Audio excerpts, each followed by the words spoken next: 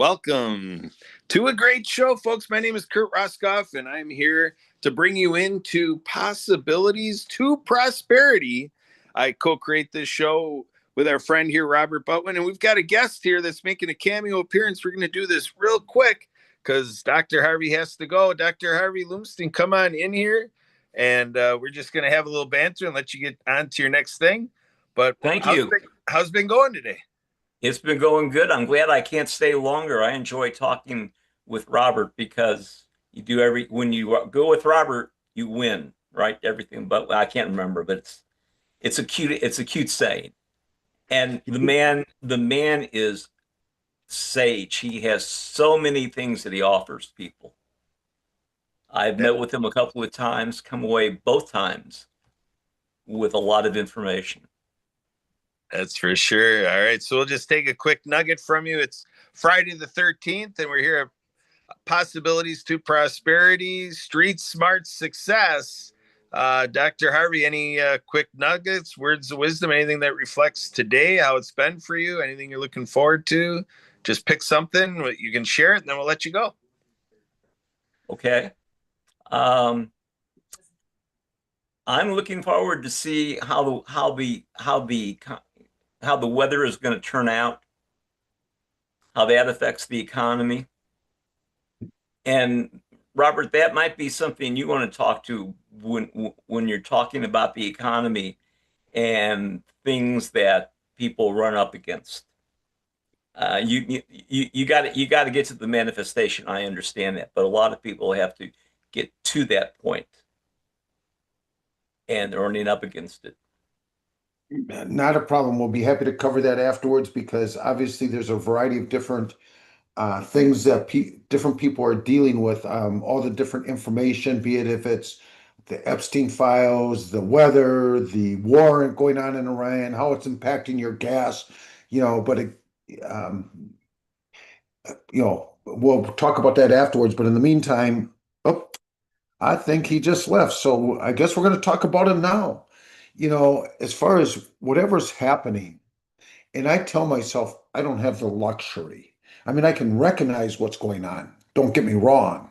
But if you're focused on whatever it is that you're looking to accomplish, I take a look at prosperity. It starts off with, a state of mind and the mindset, and it goes into your overall physical health, financial health, and the relationships, which to me are some of the most important parts of prosperity, starting with yourself, the relationship, because there's certain things based on however we were programmed that we are carrying around with us, and you can't carry around too much baggage. So it's recognizing and releasing it. But the key in prosperity is ultimately choosing prosperity. There's obviously a lot of possibilities. It's figuring out what is the right possibilities. Like, for example, right before we started today, I logged into MSN,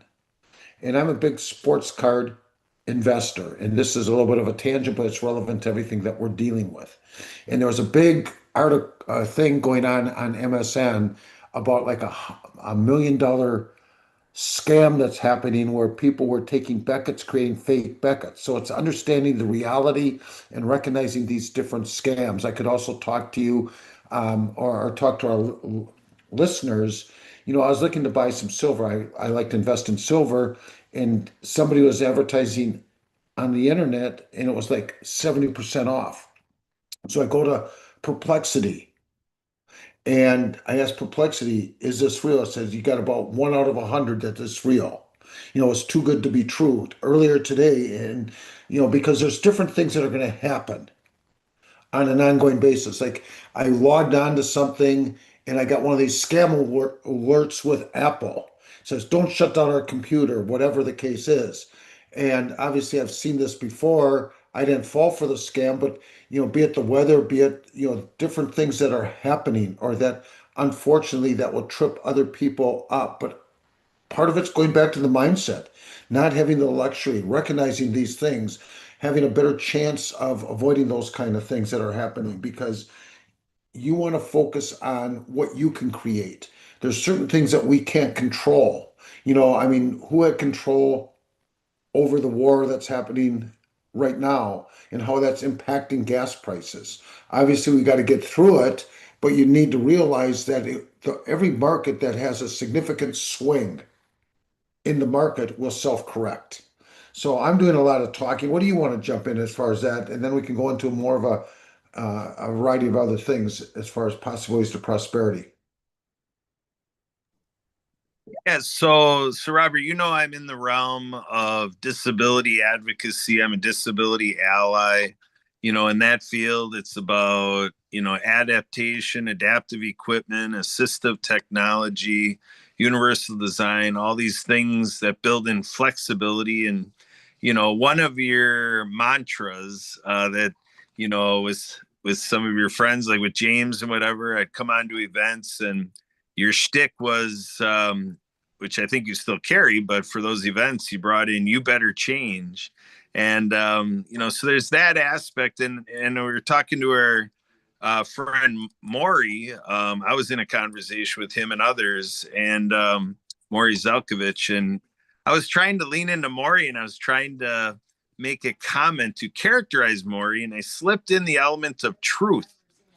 And Maury kind of came back with me. He's like, well, he's like, he doesn't really identify, with this topic of truth. He said it's more, your current understanding is what he said, so where would you put that side of things about, flexibility and constant learning, lifelong learning, and as successful as you are, you continue to learn, nuances, and then with your shtick, you better change. How does that still show up in your life? Well, lifelong learning, I'm a strong advocate. I'm learning from a different perspective. Obviously, you've got AI, that's one aspect of it, but I show up at a lot of events and I'm listening. And as I'm listening to other people, because one of the things that I've learned that a lot of the people, I mean, there's different kinds of people that show up at networking events, the people that are just looking to have these transactions or those that are willing to contribute. So that's one area that I'm learning as far as, lifelong learning, as far as change. I mean, the one constant in life is change. I take a look at ultimately from when I started and all the changes that have happened. In fact, that's one of the reasons why I left our family business, because I realized that if, their attitude was, hey, it worked in the past, it's going to work in the future. Well, you know, change is continually happening. It's recognizing it and ultimately adjusting to what's happening in the world in a way that makes sense. Because, there's a friend of mine used to say, five simple but profound words. If nothing changes, nothing changes. Change is a constant. Change is always going to happen. I look at all the changes that have happened since, you know, I started in business, and they're going to consistently show up. So you might as well embrace them and figure out which ones you are going to benefit you, and the ones that aren't, you just, let them, it's just another one of these shiny objects. You just let it go. So I'm not sure if that was what you're looking for as far as what's going on, but I was at one of the events and a guy got on the event and he asked the question. He says, "What's the meaning of life in essence?" And I loved the response, which really sort of altered how I think or look at or act. He said, "To live a life of meaning. We all are going to have two B days, birthday and a box day. And in between there is a dash. So the point is, what's life about? You know, if you're not able to be of value and contribute in a way that's meaningful wherever you can, there's an old parable, and I'm sure you're familiar with the parable. It's called the starfish thrower. You're familiar with that one, right, Kurt? Yes, sir. Yeah. Yeah, I made a difference to that one. It's like where Yeah. can you contribute and be an asset compared to a liability? There's certain things we cannot control. Nobody can control what's happening in Iran right now. all we can do is control what's in front of us and the impact we have on others. Yeah, absolutely. Yeah. Just real quick, I'm just gonna lean into it and then we'll come out of it right away. I just want to make Sure. a editorial remark, whatever you want to call it. But to what you say with the conflict, the war, the battles, and so forth, my assessment is that, this is something with Dr. Harvey. We were actually talking about this last Saturday. He came on our World of Ability show, and we were talking some of this stuff, and I'm like, there's really about 100 people on the planet that really provocate that, we end up going to battle, going to war, and all the things. So there is something for the future of the world's population that as we get better connected, as we live that Walt Disney thing, it's a small world after all, and like people are saying like 2 degrees of separation because, of how closely connected we all are and with all the technology. We actually do have at our fingertips a way to bring this world together and to squeeze out these conflicts, in decades to come. I mean, it's not here today, to your point. But the other thing I want to shift to is I was on a program on Wednesday called The Open Mind, Mhm. and, they were talking about, you know, kind of words, the power of words. And they were talking, so it's almost like linguistics, and so your self-talk, the Yep. power of positivity, but how you can kind of have words that worked against ourselves. So you want to speak to that a little bit? It's kind of like sports. You have to wonder how much you're defeating yourself. Where does that come into what you try to share about prosperity? I love that topic. I really love that topic. And I'll tell you why. I remember when I was starting as an entrepreneur in 1984, and I started listening to cassette tapes. And one of the ones that I listened to is Michael Gerber, the E Myth, short for Entrepreneur Mythology. And he gets on and he says, 4 out of 5 businesses are going to fail in the first 5 years. And of the 20% that make it 5 years, 4 out of 5 of you are going to fail in the next 5 years. And I'm listening to myself talk, and most people don't even realize that they talk to themselves. I mean, quite often when I'm out walking with my wife, she says, "What are you saying to yourself?" And, unfortunately, most of the self-talk that most people are having is not positive. It just is what it is. Part of it because of program, whatever the case is. But when I heard him say that, my self-talk was, that's not me. Failure is not an option. We're taking a look at the power of words. Give you a couple other examples. A lot of people say, I will be losing 10 pounds, whatever. I will be successful. Well, I will is not a powerful word. That means you're always going to be in the state of being, you're never going to arrive. I am prosperous. I am successful. Another example, even when somebody asks you, how are you? And quite often I'll listen to people and they say, I'm okay. Well, I don't have the luxury of being okay or good. To me, the power of words, I'm amazing, I'm phenomenal, I'm continually getting better, whatever it is.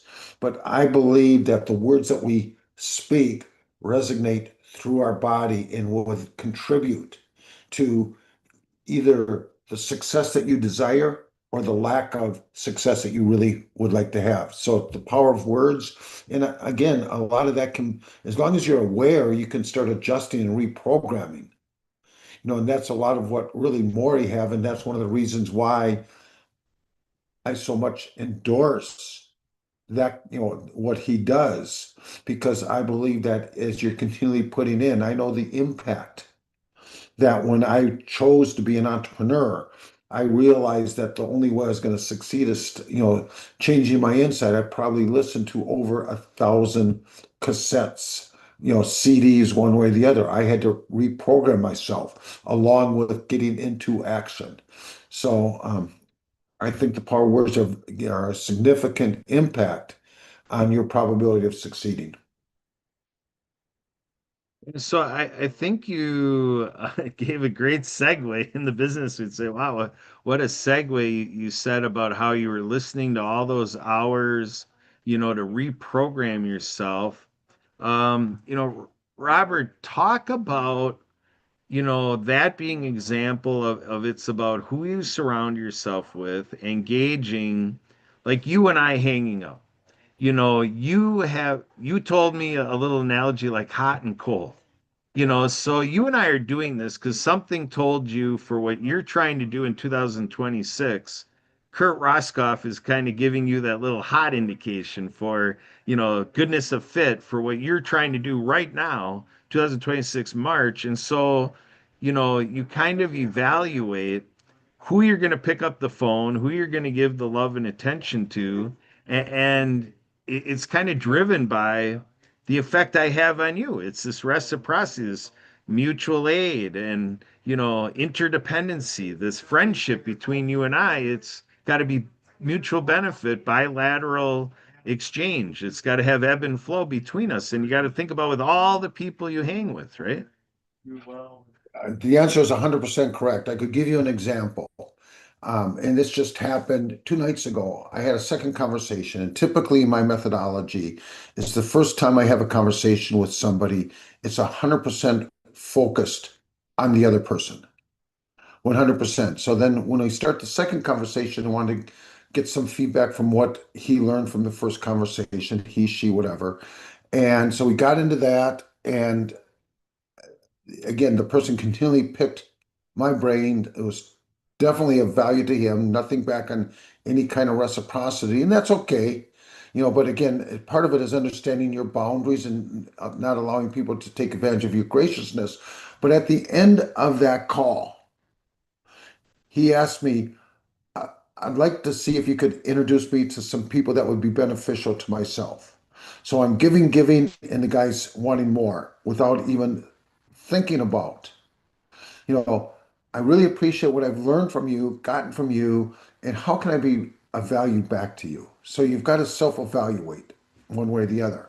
And the third conversation that, if and when that happens with this person, I'm going to get down to the specifics because again, it's up to me to help him and understand, okay, I've been of value to you if we're going to continually go on because we're all sort of like judging accordingly. I mean, there's a few people, not a lot, that I know that all they're going to do is waste my time. And so I'm not going to pick up the phone. I'm not going to do any business with anybody that if they expect me to do business before we made that human to human connection. So, because it's all about the relationships. I look at the people that I've got relationships with yourself that, and it was slow in coming. Even Edwin, even though we met originally through Edwin, but somebody else sort of put us together to James, to Tom Gay, to a variety of other people, Sue Wilhite. I mean, I could go on, Maury, there's a lot of people that I've got relationships with, but it's all based on some kind of similar vision, connecting and a common objective, and making sure that other people win. So, yes, we're judging other people, and it's understanding and helping people recognize, is this somebody I want to have a relationship or not with? Yeah, so as we manage our time and as we keep propelling our leadership and we manage our relationships and we keep on it going, there's this pattern that, is kind of a basic thing, a rudimentary thought. It's about plan, do, review. So I think a lot of the stuff we're talking about is things that help you anticipate and get to the right things that you're doing, and then you do the right things and you're doing it with the right people, and then you're receiving from others. These people we're talking about have fed our lives. So, Robert, talk about that review part, talk about the aftermath. The fortune is in the follow-up, those things where you can then come back in gratitude so that they know you're thankful and that they know you appreciate, and you acknowledge all these things. Talk about that part of the process. Sure. Actually, I look at, I don't think of follow up, I think of follow through. If you play golf, Okay. even, and, it's an ongoing process. I think a lot of it is how we digitize our messaging and how you can continually feed the people that you made some kind of a connection with. I mean, as you're talking about, for example, myself. After I've had the first one-on-one, they get an email a couple days later suggesting a follow, some kind of follow-up. Those that are going to follow up are going to follow up. The people that don't follow up and anybody I have a one-on-one with goes on my list. So now that list is only for two aspects. Number one, to educate people and continually supply information because I think a lot of it's how we digitize our messaging and then how you feed the people because that way, and so anytime I do a podcast that I really like, and again, this relates to what we're doing here on Fridays, I will send parts of it to my list because I'm sharing insight, it's sharing my wisdom. That way, I'm sort of like continually feeding the people in a way that's not pitching them. I feel that if you continually educate people, and it's all about the law of attraction. If you're consistently doing the right things, and as you're saying, reviewing what you're doing. Originally when I started off in networking in March of 2020, I would do the one-on-ones and just share my information with no follow-up process. Then I started incorporating Engage Pro, and also sending some kind of email. So I mean, I'm always reviewing and I'm asking myself the question, what can I do that will create better results? Is there something I could be doing? Because you want to get the biggest bang for the buck based on the energy and what you're doing. Absolutely, absolutely. So, uh, earlier on in our conversation, I brought up about you better change flexibility.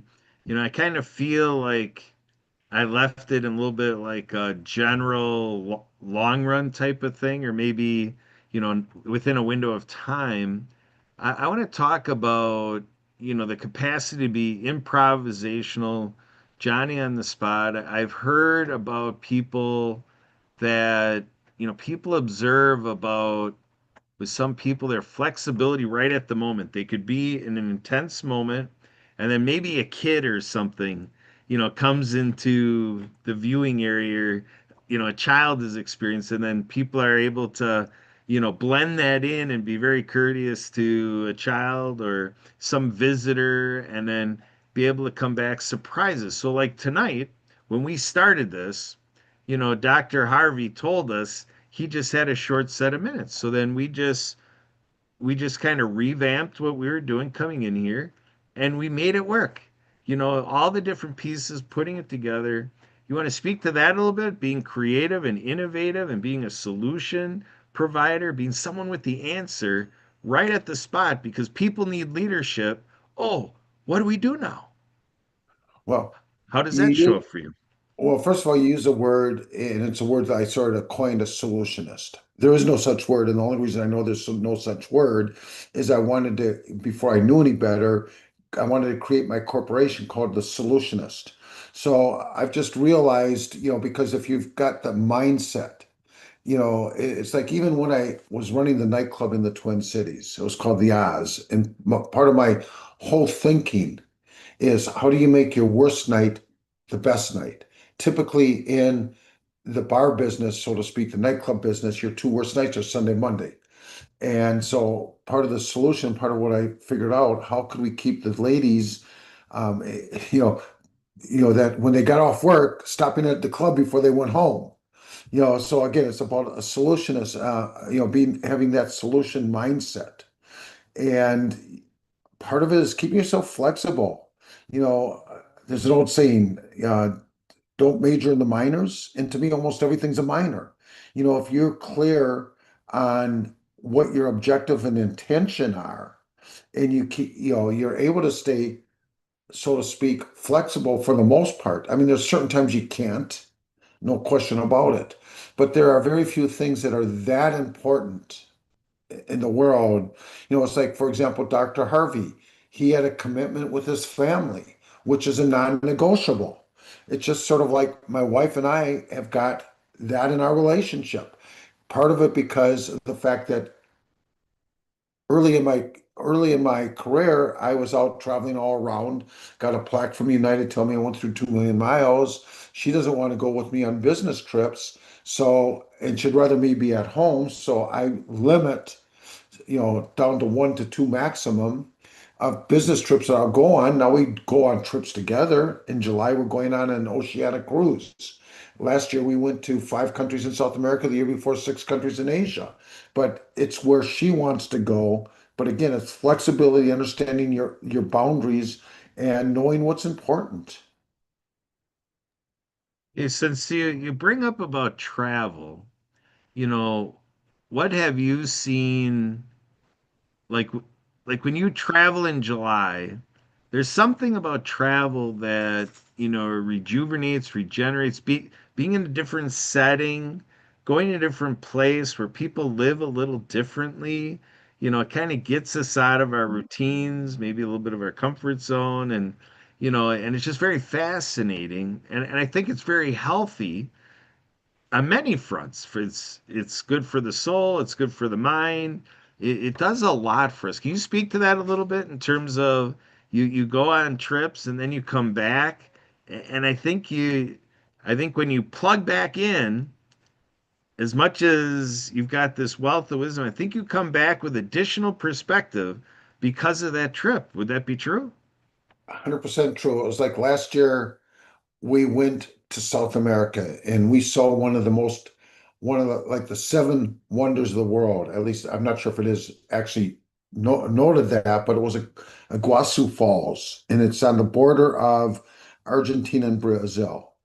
And then I'll relate to what's coming the next trip. Anyhow, they have 275 waterfalls. For people that have not seen it, it's sort of like as you think about Niagara Falls. Niagara Falls is like a mosquito on an elephant. In the rainy season, 24 million liters per second go over the waterfalls. So, I mean, it was an amazing experience, and it was something I've talked about months later. In fact, let's see, this was in November. It's 4 months later. I'm still talking about, but our next trip, we're going on an oceanic cruise, which my first of all, I'm excited because typically my wife is not a water person. And even though we've gone on cruises before, this is going to be a different kind of an experience. And we're going to, I can't, in Norway, what do they call them? The fjords or whatever, something like that, which is, it's supposed to be breathtaking. So I'm sure I'm going to come back for that. But then we're going to 8 different countries in Europe, and we'll see different cultures, and it will give me a different perspective. So I'm excited about that, and I'm sure I'm going to come back in a whole different level of balance. And one of the things I'm going to do is because when I'm on that vacation, I'm going to be creating a letter that I'm going to send to my brother. It's a whole different aspect that he did something that was very self-serving to him and very unethical to his other brothers, but that's a whole other point. But I'm going to write that letter, and then after I write it, I'll come in and use ChatGPT to polish it up. But I'm looking forward to that cruise. And again, a lot of what we offer people is experiences, the things that we live through so that we can help them see things differently. So All right, good stuff, Robert. So, you had alluded to in reference, past businesses, a family business, and so forth. Talk about as you reminisce to that, and as much as you're enjoying being out here in the entrepreneurial circles, with all of our friends, Jim and Maury, and, we can go through the list. You mentioned Edwin, da da da. As much as we enjoy and be elated with all of that, speak to the fond memories you had, like just the scope of it. Like it's got to be something where you miss it. Would that be true? I wouldn't say that I miss it because, I always looked at being the oldest son, third generation. I expected to take that to the next level, but again, they weren't willing to do so. The changes that I mean, I look at it more as the experience and the lessons I learned.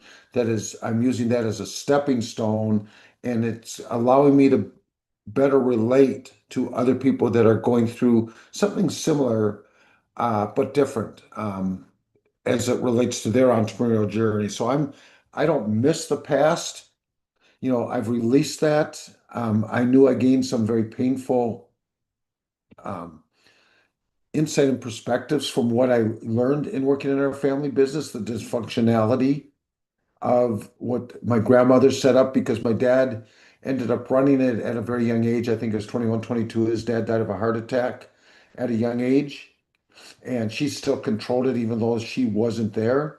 So I took a look at how a business shouldn't be run, and it's given me that kind of perspective rather than missing anything from the past.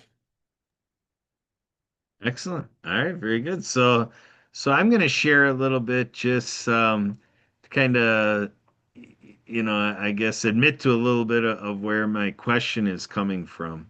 So from my journey in life and with past business for me, I used to be in the golf business for 13 years, and so this gets me thinking of swinging a golf club through these blades of grass here,